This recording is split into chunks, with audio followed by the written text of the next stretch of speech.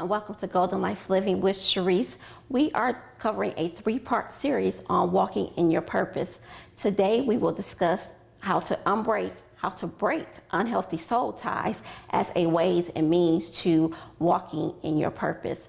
And joining us for this discussion today is my guest, Minister Ann Thomas. Thank you, Ann, for joining us today. Thank you for having me. It's an honor. I'm so excited to have this discussion. Before we get started, if you will, just tell us a little bit about your journey. Well, basically, I thank God today. He's allowed me to be a voice, help those who really don't understand their purpose and their identity and their destiny to really discover who they are. As far as my own personal journey, I've been through a lot, just like everybody. We all have our stories, but I faced a devastating, unwanted divorce about 5 years ago, and that really pushed me to the place that I am today, which is not only having to know who I am, but then now helping others to discover who they are as well. Absolutely. Now, if you will, if you can, for the audience, define what it is to have the purpose, define your purpose in your life. You know, I think we all want to know that we've made a difference in the life of someone else. And ultimately, finding or determining or recognizing your purpose is to know exactly what you were created to do uniquely. Because, you know, there are a lot of different gifts and talents out there, but each of us have a unique talent or gift, skill, ability that God has given to us. And when we use it, when we're walking in it, then we're able to impact the lives of others in the way that we were intended to. And there's a great fulfillment that comes from that. Absolutely. And I will add to that, I feel like once you find your purpose, you kind of function with a little bit more clarity. That's right. And Absolutely. I would say for me, my purpose really became clearly defined last year. Yes. And I'm just operating on this earth a little bit better. Like I will say there was a period where I was getting through life, but not living life. That's right. And now I feel like I'm living life. Absolutely. And that's added purpose, even with living life. And I don't think people understand or know what that is. I agree with per you se. wholeheartly. Absolutely. And it's you're passionate about your purpose when you discover it. Yeah, absolutely. Yeah. So now, if you could, what are some benefits of one walking in their purpose? Well, definitely what you said. It is versus just being alive. We're actually living. So when you're living, there's a joy that you have.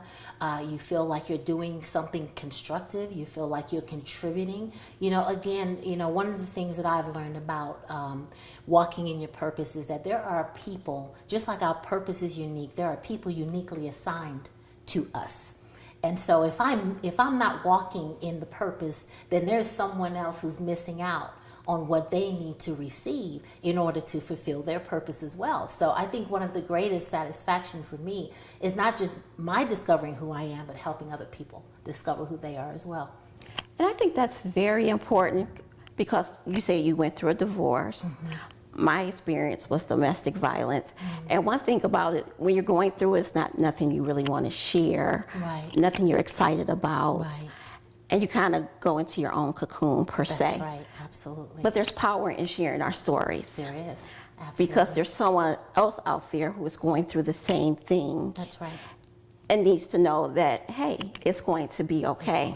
So we have to almost remove that shame of our stories. That's right.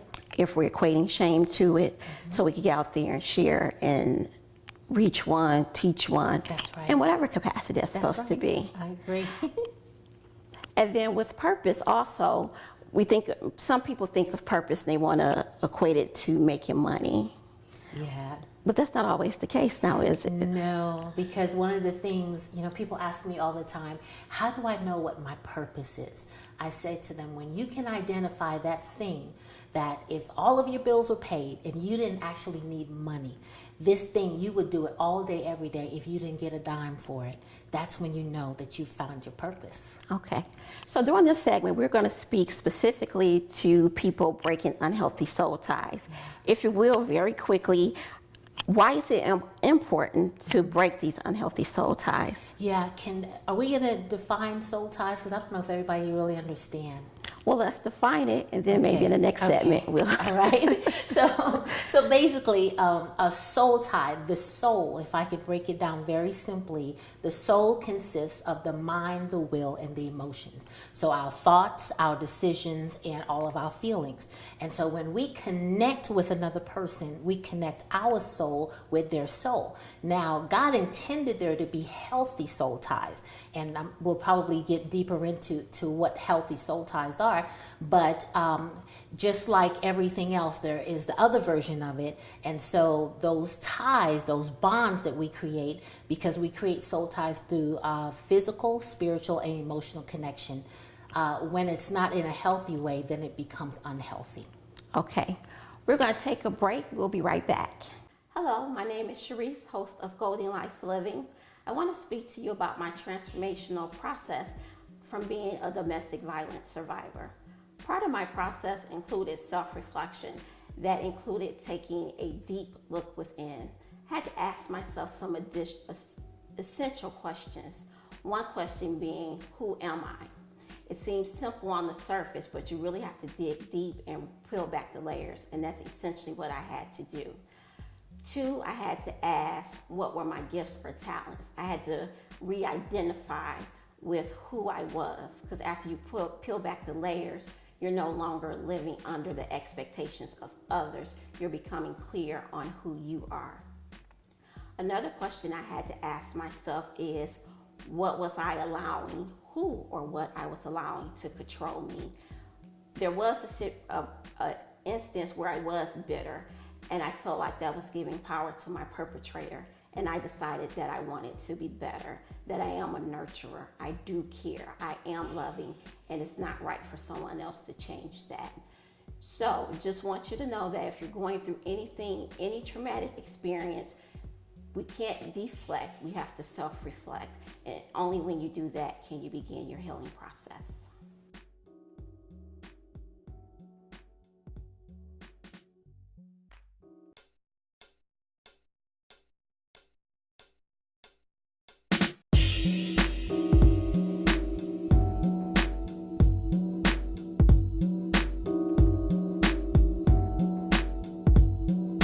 Welcome back to Golden Life Living with Charise. We are speaking specifically to breaking unhealthy soul ties as a ways and means to stepping into walking into your purpose. And joining me today for this discussion is Minister Ann Thomas. Now, before the break, we were defining what a soul tie is. Mm-hmm. Now, if you can, why is it important for people to break these unhealthy soul ties? It's important because when they become unhealthy, they affect how we see ourselves. They affect what we believe our potential is. And then ultimately, as we delve deeper into who we can have these soul ties with, they affect how we interact with other people. Yeah, so it really huge. Just, yes. you smiled at that one because your it's interactions huge. And then how you're going to interact with people in the world. With other people, absolutely. That is huge. Yes. A lot of people probably need to hear this today. Yes. So, if you will, in what ways can one identify a healthy versus unhealthy soul tie? Okay, so basically a healthy soul tie is a connection, if you will, that pushes you closer to your purpose. It's one that provides mutual blessing. When we're in each other's life, we're blessing each other. It's a relationship that also allows me to be whole and not wounded, not hurt. So if you are in a relationship or was, because that's the misnomer about soul ties. Sometimes we think that if we're still tied to that soul, then that means that the soul tie is in operation. But no, a soul tie can continue even beyond a relationship that is no longer in existence. So signs of unhealthy soul ties, well, unforgiveness is a huge sign. Insecurity, oversensitivity, the desire to want to control because of fear. So those are just some things that, that would definitely define unhealthy soul ties. And those are a lot of channels. Oh, they're huge. That's why I'm trying to pick and choose, because there is so much that people don't recognize Sadly, those behaviors attached to unhealthy soul ties, some of us don't recognize it because it's become a part of us. So you begin to think that it's normal. That is normal. You pick it up and put it on like clothes every day. Okay. Yeah.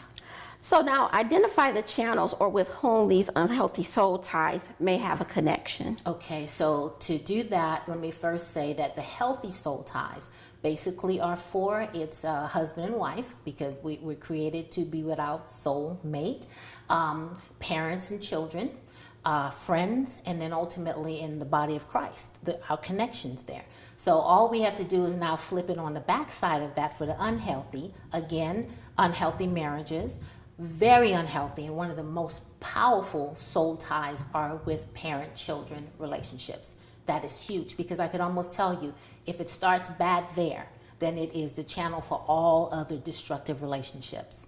And then the same thing with friendships and also in the body of Christ.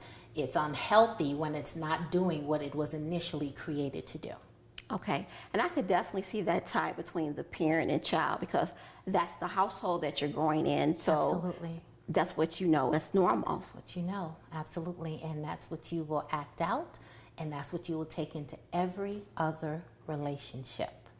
So that's very key. Yes. Now, how important is the mind, body, and soul alignment in nurturing of the healthy soul ties? Well, if you remember, I defined the soul as a place where the mind, our thoughts, will, our decisions, and emotions, all of that is tied into our soul. So if we're talking about being a whole and healed human being, those are the three areas that really affect not only how we see ourselves, but even how we perceive other people see us, and then how we interact with people.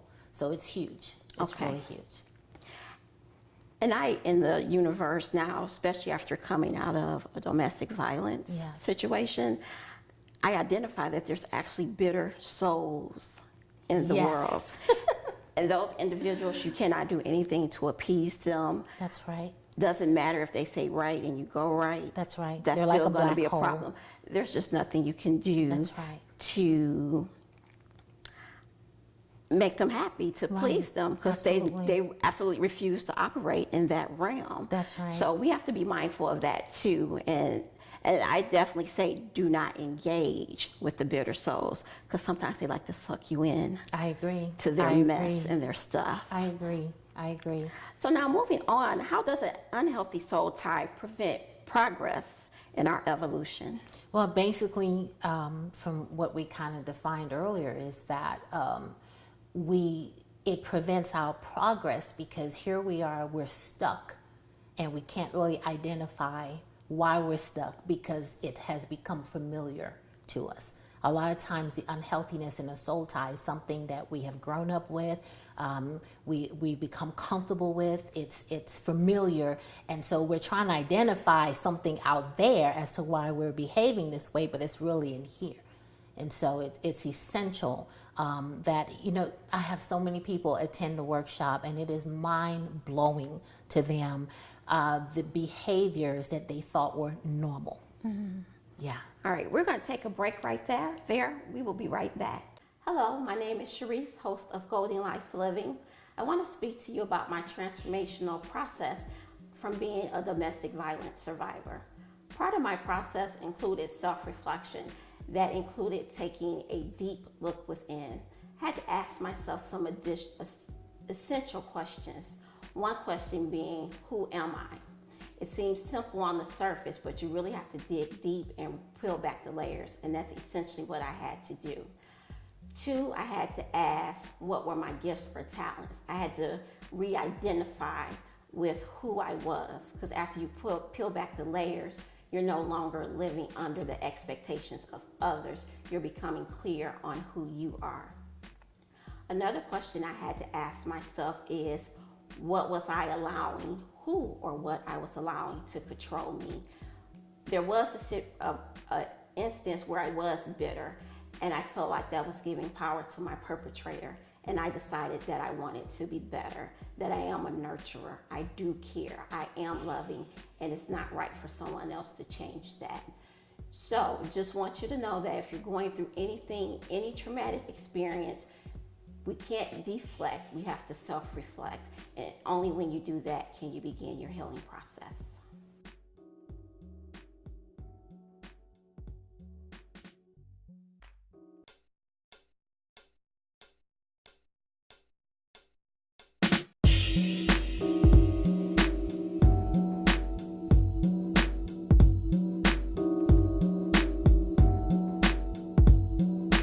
Welcome back to Golden Life Living with Charise. We are covering a 3-part series on walking in your purpose, and today we are tackling breaking unhealthy soul ties. And joining us for this discussion today is Minister Ann Thomas. So during this segment, we kind of want to enlighten our audience and kind of give them some tips and advice as it pertains to breaking these unhealthy soul ties. Yes. So my first question is, what steps must one take to break from unhealthy soul ties? Well, this is what I tell people in the workshop. Basically 3 things. The first thing is when you acknowledge that there is an unhealthy tie, you've got to confess it. You have to acknowledge that there is. Then you have to cut it. And not only cut from the person, if that person is still actively a part of your life, or even cut from the memories of that person. Sometimes we hold on to numbers just in case. Sometimes we need to delete those numbers. We need to unfriend. That's what the button is there for on Facebook.